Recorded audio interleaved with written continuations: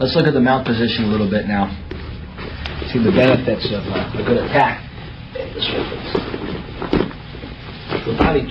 Yeah, the benefits are obvious. When you're here, even though David here is taller than me, he doesn't reach my face, but I reach his.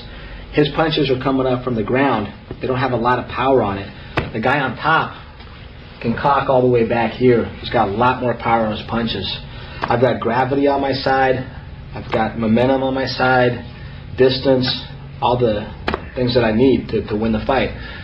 It's not the best place in the world for this guy in the bottom here to be, okay, in a fight or in training, because here my attacks are many and his attacks are almost non-existent if he's on the bottom here, okay?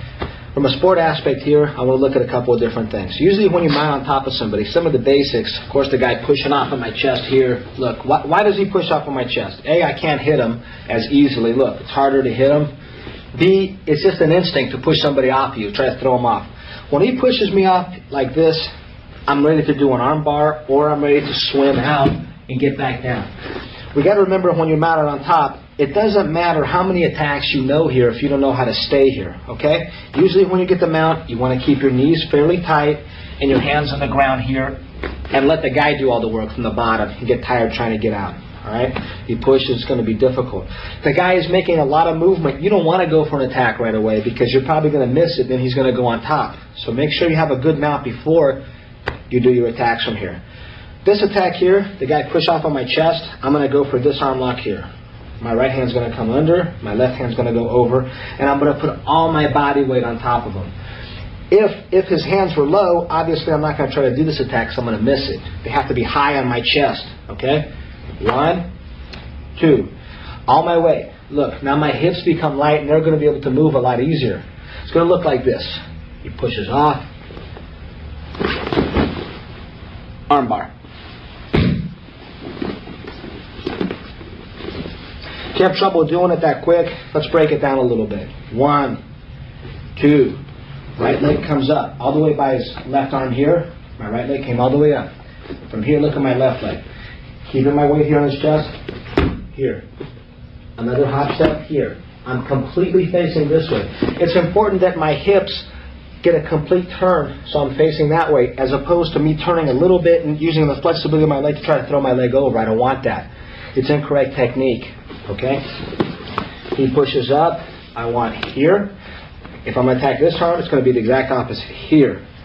So since we're doing the right arm first, 1, 2. Right leg up. Left leg. Take another little hop step. Here, see where I'm facing? Nice. I got weight on 3 places. Right foot, left foot, and on his chest. Now my left leg goes over, and I sit straight back here. Hug his arm. Okay? A lot of times this here, the guy's strong, hard for me. When I hug here, it's my body taking the arm down. It's not my arm strength. Now my whole body is fighting his arm. Keep your back straight. Now he resists. Easy for me to get the guy. Once I get to here, you slowly lift your hips up and break the guy's elbow. Okay? After a while, you'll be going here. You'll put both hands, and now look at both of my feet. See they're coming up?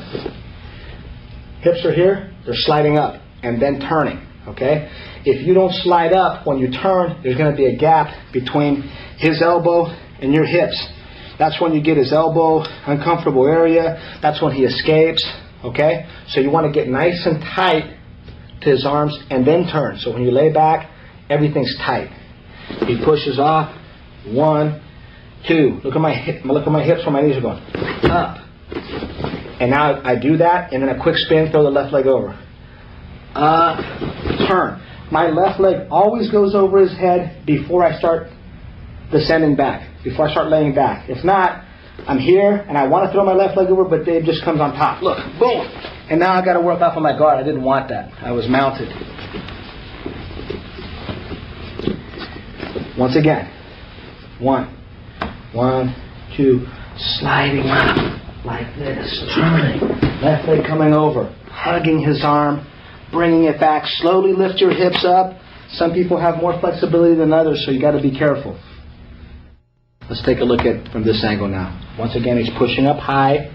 I want to go like this, put my hands in this position because I really want to trap this arm. If I'm here, I'm not going to get it, obviously. It has to be like this, okay? Slide up, left leg left leg goes over his head before I come back down, and then I'm going to hyperextend his elbow as my hips go up and keeping his hand on my chest like this. I come around, one, lay back. See how I hug his arm? This is what I want here. As I lay back and start to lift my hips up, it's going to hyperextend his elbow. Notice here, his thumb should be facing up. If you get a guy like this a lot, and I go to lift, it's uncomfortable. Now I'm going to have to manipulate his thumb to face up and finish here, okay? Try to keep the thumb so it faces up. You're going to be squeezing against it. If you can't, you have to go this way, okay? So I take my right leg, push here, this way, I break the arm that way. This is a good time too if this is an uncomfortable position here for you. You can't really squeeze up, it's hurting you more than him. You go to the side, on the side of your leg, okay?